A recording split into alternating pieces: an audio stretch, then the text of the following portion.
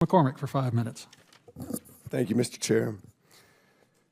The Artemis mission is not only about returning the humans to the moon, but about advancing technology, fostering international cooperation, stimulating the economy, inspiring the public, and securing the United States' position as leaders in space exploration.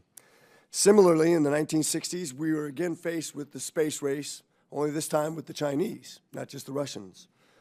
The United States must be a leader in space, and we must lead by setting the standards we know will continue the incredible innovation and advancement we have fostered here.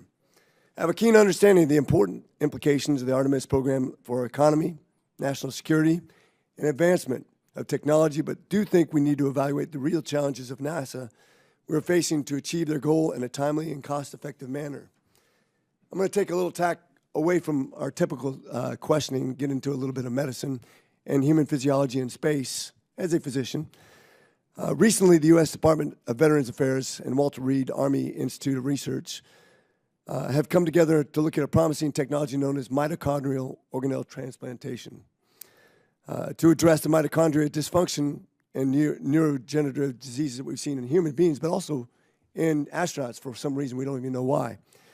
Is NASA aware of the work that the VA, and this is an obscure question, so I understand I'm probably talking outside the normal purview, but is NASA aware of this study between the VA and Walter Reed addressing mitochondrial dysfunction, and would they be willing to work towards advancing technology to help these astronauts protect their energy cells, if you will?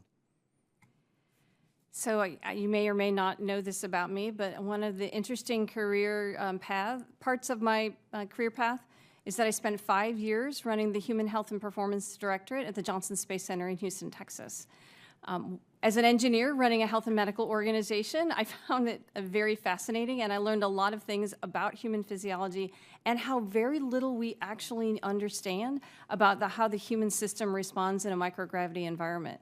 And we today do not understand how the human system would respond in microgravity, followed by partial gravity, back to microgravity. The longest duration crew member that we have just recently returned last year, and he only spent 371 days in space. When we go to Mars, we're going to have to spend close to 1,000 days in space. So I recognize that, that the human as a system is something that we need to investigate and explore further. I also know that we have done a number of studies and a number of investigations with the team that we have at the Johnson Space Center on the exact problem that you indicated. I'm not even going to try to spell it or say it as you so eloquently did, because I am not a physician.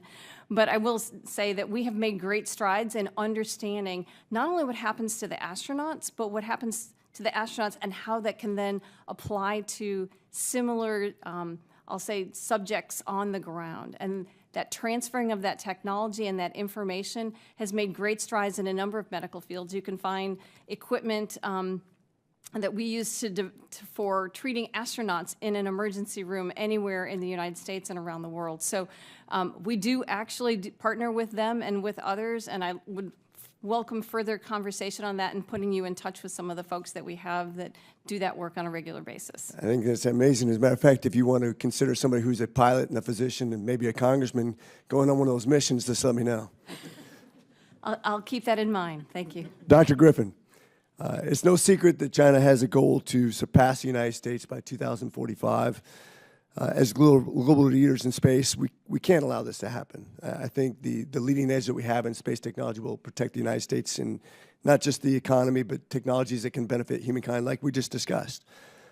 As the United States works to recruit additional international partners, how can we, the government, continue to promote its vision in space diplomacy over China's? In other words, you can see countries like India putting a vehicle on the dark side of the moon for about $75 million. Now, granted, it's not manned, so it does cut some corners, and they maybe don't have the same bureaucracy requirements, but how can we partner with other countries to make this a more efficient process?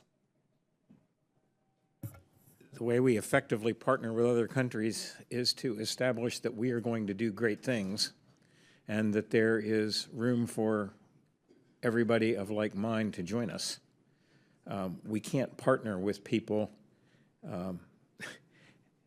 We can't partner with people with an empty bag.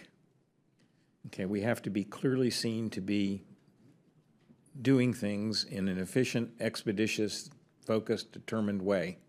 And when that happens, partners will appear.